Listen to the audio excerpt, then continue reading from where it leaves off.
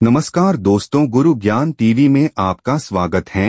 हिंदू सनातन धर्म में एकादशी का व्रत बहुत महत्वपूर्ण स्थान रखता है। प्रत्येक वर्ष 24 एकादश होती हैं। जब अधिक मास या मलमास आता है तब इनकी संख्या बढ़कर 26 हो जाती है। आषाढ़ मास के शुक्ल पक्ष में आती है एक विशेष एकादशी तिथि और उसका नाम है शायनी एकादशी। आषाढ़ मास के शुक्ल पक्ष की एकादशी को ही देवशयनी एकादशी कहा जाता है। कहीं कहीं इस तिथि को पद्मनाभा भी कहते हैं। इस एकादशी को सौभाग्य की एकादशी के नाम से भी जाना जाता है। पद्म पुराण का दावा है कि इस दिन उपवास करने से जानबूझकर या अनजाने में किए गए पापों से मुक्ति मिलती है।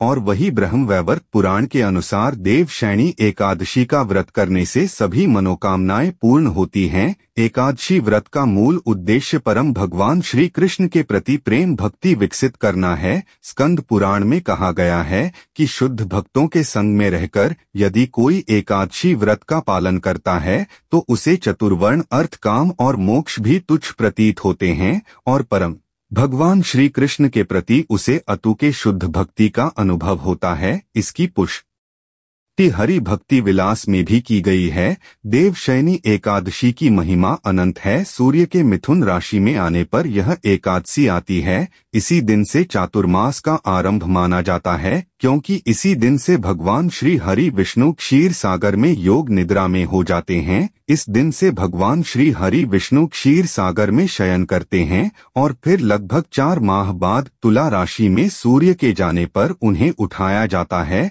उस दिन को देवोत्थानी एकादशी कहा जाता है। इस बीच के अंतराल को ही चातुर्मास कहा गया है। इसलिए अगले 4 महीने तक कोई भी शुभ कार्य यह नहीं होता है। देवशयनी एकादशी के बाद मांगलिक कार्य करना तो वर्जित होता ही है, लेकिन इस दौरान भगवान श्री हरि विष्णु की गई पूजा पाठ और तपस्या का कई गुना फल प्राप्त होता है। इन 4 महीनों तक सूर्य, चंद्रमा और प्रकृति का तेज कम हो जाता है। शास्त्रों के अनुसार चातुर्मास में 16 संस्कारों का आदेश नहीं है। इस अवधि में अनुष्ठान, घर या कार्यालय की मरम्मत, गृह प्रवेश, ऑटोमोबाइल खरीद और आभूषण की खरीद की जा सकती है। सुख शक्तियां भी कमजोर पड़ जाती है। इसी वजह से हिंदू धर्म में कोई भी शुभ कार्य करने की मनाही होती है। इस मौसम में जब हमारे शरीर की प्रतिरोधक शक्ति बेहद कम हो जाती है तब हमें आध्यात्मिक शक्ति की जरूरत पड़ती है। इसलिए देवशयनी एकादशी का व्रत रखना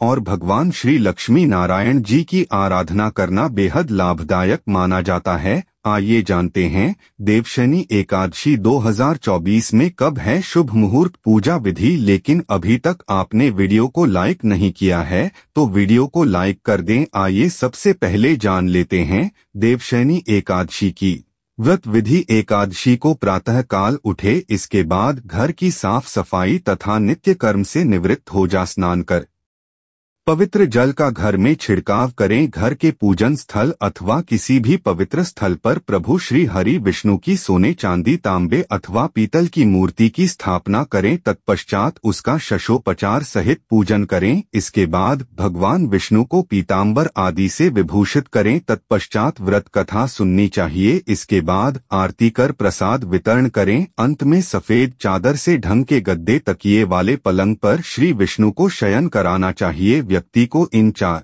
महीनों के लिए अपनी रुचि अथवा अभीष्ट के अनुसार नित्य व्यवहार के पदार्थों का त्याग और ग्रहण करें। जाने आज के दिन किसका त्याग करें। मधुर स्वर के लिए गुड़ का, दीर्घायु अथवा पुत्र की प्राप्ति के लिए तेल का, शत्रु नाशात के लिए कड़वे तेल का, सौभाग्य के लिए मीठे तेल का, स्वर्ग प्राप्ति के लिए पुष्पादि भोगों का। प्रभु शयन के दिनों में सभी प्रकार के मांगलिक कार्य जहां तक हो सके ना करें। पलंग पर सोना, भारिया का संग करना, झूठ बोलना, मांस, शहद और दूसरे का दिया, दही, भात आदि का भोजन करना, मूली, पटोल एवं बैंगन आदि का भी त्याग कर देना चाहिए। आइए जानते हैं कब है देवशयनी एकादशी। लेकिन अभी तक अपने चैनल को सब्सक्राइब सब्सक्राइब नहीं किया है तो चैनल को सब्सक्राइब करके बेल आइकन का बटन अवश्य दबा दें। साल 2024 में आषाढ़ माह की शुक्ल पक्ष की एकादशी तिथि इस साल 16 जुलाई को शाम 8:33 से शुरू होगी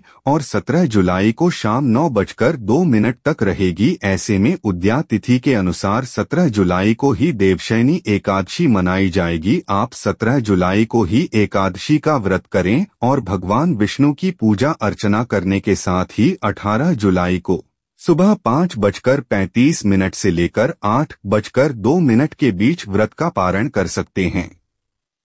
द्वादशी तिथि प्रारंभ होगी 17 जुलाई रात्रि 9:21 से 18 जुलाई 2008:44 रात्रि तक। जुलाई 18 बजे से गुरुवार को राहुकाल का समय दोपहर तक है। राहुकाल में कोई भी शुभ कार्य नहीं किए जाते, इस बात का ध्यान रखें। इस साल की देवशयनी एकादशी अपने साथ कई शुभ संयोग भी लेकर आ रही है। पहला शुभ योग सुबह 7:05 पर बनेगा। 17 जुलाई को सुबह 7:05 के बाद शुक्ल योग बनेगा। शुक्ल योग अगले दिन यानी 18 जुलाई पर समाप्त होगा। ज्योतिष शास्त्र के अनुसार देवशयनी एकादशी के दिन सर्वार्थ सिद्धि योग और अमृत सिद्धि योग बनेगा। सर्वार्थ सिद्धि योग और अमृत सिद्धि योग का निर्माण 17 जुलाई को सुबह 5:34 पर होगा और समापन अगले दिन यानी 18 जुलाई को ब्रह्मा बेला पर होगा। मान्यता है कि जो लोग सच्चे मन से देवशयनी एकादशी के दिन पूजा पाठ करते हैं उनकी सारी इच्छाएं पूरी हो जाती हैं। साथ ही भगवान विष्णु और माता लक्ष्मी का आशीर्वाद भी मिलता है। देवशयनी एकादशी के दिन दान पुण्य करना बेहद शुभ माना गया है। दान पुण्य करने से घर में कभी भी धन दौलत की कमी नहीं होती है। देवशयनी महापर्व की जानकारी आपको पसंद आई होगी। वीडियो को लाइक करके हिंदू रिलीजियस गुरु ज्ञान टीवी चैनल को सब्सक्राइब अवश्य करें। कमेंट बॉक्स में ओम नमो भगवते वासुदेवाय नमः अवश्य ही लिखें। जय श्री राम, हर हर महादेव।